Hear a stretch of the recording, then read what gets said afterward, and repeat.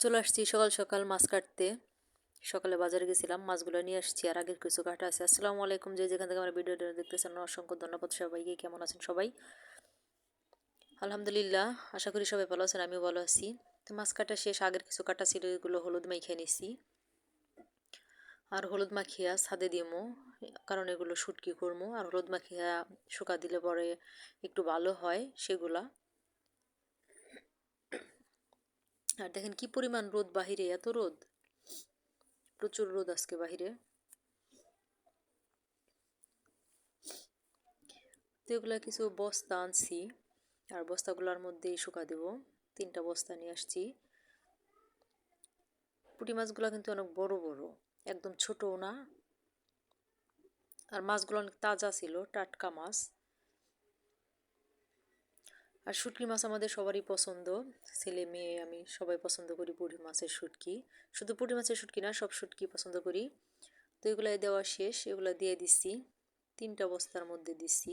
একটু ঘন হয়েছে, কিন্তু একটু শুকিয়ে গেলে, এক পিঠের একটু পানিটা মরা হইলে, পানিটা শুকাইলে পরে আবার উল্টিয়ে দিমু।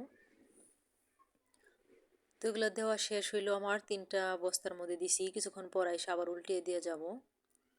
তারপরে খেয়াল রাখতে হইব যে কোনো কিছু আসে কি না, কাক। তারপরে রোদের মধ্যে তো কাক আসবো না দুপুরবেলা।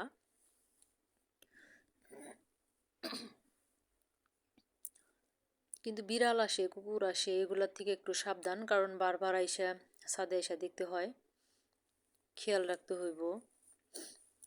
আর এদিকে দেখেন এত কাঠফাটা রোদ, তার মধ্যে লেবাররা কিভাবে কাজ করতেছে, আর আমরা একটু রোদে গেলে হাঁপিয়ে যাই। আর ওনারা কিভাবে কাজ করতেছে। এখানে নতুন বিল্ডিং এর কাজ চলতেছে, 2 তলার কাজ। আর প্রচন্ড রোদের মধ্যে সবাই কাজ করতেছে। তো আমি এখন চলে যাবো রুমে, আর এগুলো হলুদ মাখানো এগুলো নিয়ে আসছি। আর কয়েকটা পুঁটি মাছ রাখছি, ওটা দিয়ে হচ্ছে জলপাই দিয়ে টক রান্না করব। কারণ জলপাই দিয়ে পুঁটি মাছের টক রান্না করলে আমার খুব ভালো লাগে খেতে। আর কয়েকটা পুঁটি এখানে বড় দিকে বাইছে রাখছি, বাইজা দিমু।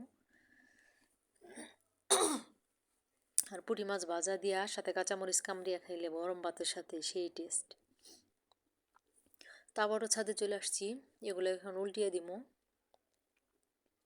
কারণ উপরে একটু পানি মরাটা হয়ে গেছে, উপরের পানিটা শুকিয়ে গেছে, এবার উল্টিয়ে দেওয়ার পালা, উল্টিয়ে দিতে হইব।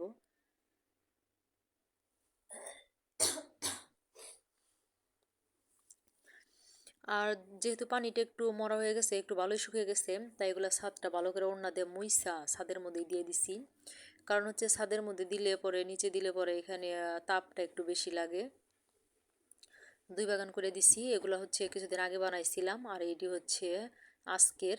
তাই 2টা 2 রকম করে 2 জায়গায় দিচ্ছি, একটা একটু বেশি শুকনো, একটু একটু ভেজা। এখানে হচ্ছে 3 কেজি মাছের শুটকি, আর এখানে হইতেছে 4 কেজি।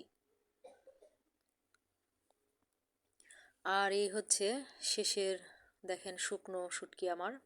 এখানে 3 কেজি শুটকি শুকাইছি, আর এগুলা সেই শুটকি যেগুলো আগে শুকাইছিলাম 3 কেজি। এগুলো একদম কটকটা শুকাইছে, কিন্তু প্রচণ্ড রোদ ছিল তো, 2 রোদে শুকিয়ে গেছে। তারপর আরেকটা রোদ দিছি, 3 রোদ দিয়ে শুকিয়ে রেখে দিছি বয়ম কইরা। আর এগুলো সারা বছর কিছু কিছু করে খাবো। দেখেন শক্ত, কেমন শক্ত হয়েছে শুকিয়া। আর মাছগুলা হাতে বানানো না, একদম ফ্রেশ, কোনো ময়লা নাই, কোনো কিচ্ছু নাই, একদম চকচকা মাছগুলা। আর বাজার থেকে শুটকি মাছ কিনে আনলে সেগুলোর মধ্যে কিন্তু অনেক ময়লা থাকে। আর এদিকে আমি একটু রান্না বসাইছিলাম, তো সেগুলো একটু দেখাবো। এটা হচ্ছে ছোট মাছ, মলা মাছের চচ্চড়ি করব, কাঁচামরিচ পেঁয়াজ দেওয়ার সাথে একটু টমেটো কুচিয়ে দিচ্ছি 2টা।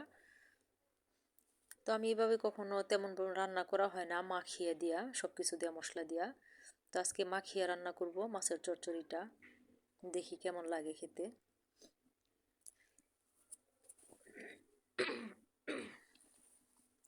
আর এখন হচ্ছে দুপুর টাইম, তরকারি আছে রান্না করা, তারপরে একটু কম। পরে ভাবলাম যে তাহলে মলা মাছা আছে যেহেতু, তাহলে চচ্চড়িটা কইরা নেই। এই হচ্ছে দেখেন আমার মাখানো প্রায় শেষ। এখন হালকা করে অল্প একটু করে পানি দিয়ে বসিয়ে দেব। তো যে যেখান থেকে আমার